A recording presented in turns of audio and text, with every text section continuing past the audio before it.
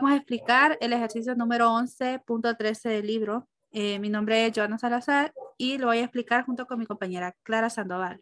El ejercicio dice que tenemos una solución acuosa con un punto de ebullición 3 grados superior a la del agua. Se calienta y se evapora parcialmente en un intercambiador de tubos y coraza. El vapor en el lado de la coraza se encuentra a 1.70 atmósferas manométricas y la solución ingresa a 20 grados Celsius. Asumiendo una presión promedio de una atmósfera en los tubos, desprecie cualquier tipo de caída de presión debido a la fricción. Y aparte nos dicen que el 50% de evaporación de líquido y nos dicen que realicemos un diagrama de los perfiles de temperatura y que calculemos cuál es la media logarítmica de las diferencias de temperatura. Vamos a suponer que el flujo es estacionario en ambas corrientes. Vamos a despreciar el intercambio de calor con el medio ambiente. El fluido frío entra como líquido saturado y sale como vapor saturado, ya que el 50% se evapora. El aumento de su temperatura final es de 6 grados. Esto es ya que, como tenemos que la temperatura de ebullición es 103 grados, la temperatura final de la solución acuosa aumenta 3 grados más. Entonces, después de que se evapore el 50%, va a pasar de 103 grados Celsius a los 106, teniendo como temperatura final 106 grados Celsius. Vamos a asumir una presión promedio de una atmósfera, que esto lo dice el ejercicio. El agua es un vapor saturado y la presión va a ser de una atmósfera. Las ecuaciones que vamos a usar son las de presión absoluta, presión manométrica más la presión atmosférica. Llamamos la ecuación de la diferencia térmica logarítmica. Teniendo los datos, la solución acuosa, viendo que entra con una temperatura de 28 grados Celsius y sale con una temperatura de 106 grados Celsius, como lo habíamos hablado antes, y el agua es el fluido caliente, ya que entra como vapor de agua. Tenemos la presión atmosférica, que es 1.70 atmósferas. Entonces, para encontrar la temperatura del agua, vamos a usar la ecuación de la presión absoluta. Vamos a usar las tablas del libro del Señor para poder interpolar y encontrar la temperatura de saturación a la que esté en este proceso. Y encontramos que a 2.7 atmósferas de temperatura es de 130.4 grados Celsius. Ya teniendo esto, teniendo los datos de entrada y de salida, podemos empezar con el diagrama del gradiente de temperatura.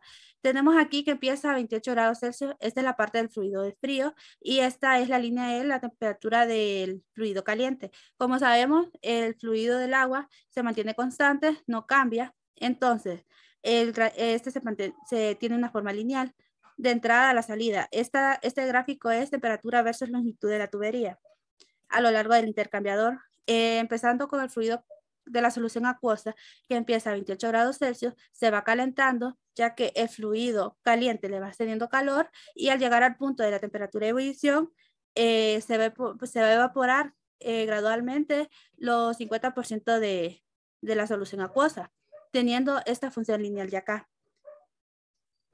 Seguimos encontrando lo que es la media logarítmica de las diferencias de temperatura. Para ello utilizamos esta ecuación que vemos aquí.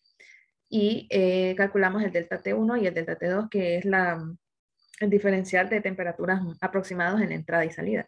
Como mi compañera había dicho, entraba a 28 y salía a 106. Entonces, y hacemos una diferencia de estas temperaturas con la temperatura del vapor, que es el que estamos utilizando para que se caliente el fluido frío.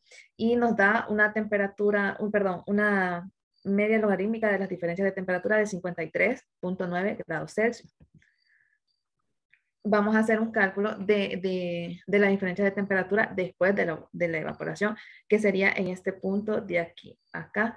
Como observamos, en esta parte de acá, nosotros lo que tenemos es una función lineal de calor, por lo que la media logarítmica de las diferencias de temperatura no es válida en esta parte del diagrama, porque como mencioné, es lineal. Y también tenemos la otra teoría que cuando el delta T1 y el delta T2 son casi iguales, entonces que se puede aplicar la media aritmética sin problema, que es lo que hicimos aquí. Entonces, por eso aquí vemos el uso de esta ecuación de la media aritmética. Este delta T1' que tenemos aquí es la diferencia puntual de temperatura, porque aquí estaría marcando 103 grados Celsius, que a partir de aquí es donde comienza la evaporación del 50%, y aquí es como donde se aumentaron los 3 grados Celsius que mencionó nuestra compañera hasta llegar a 106 grados Celsius. Y como respuesta a esta parte de acá de la diferencia de temperatura, tenemos 25.5 grados Celsius. Muchas gracias por su atención.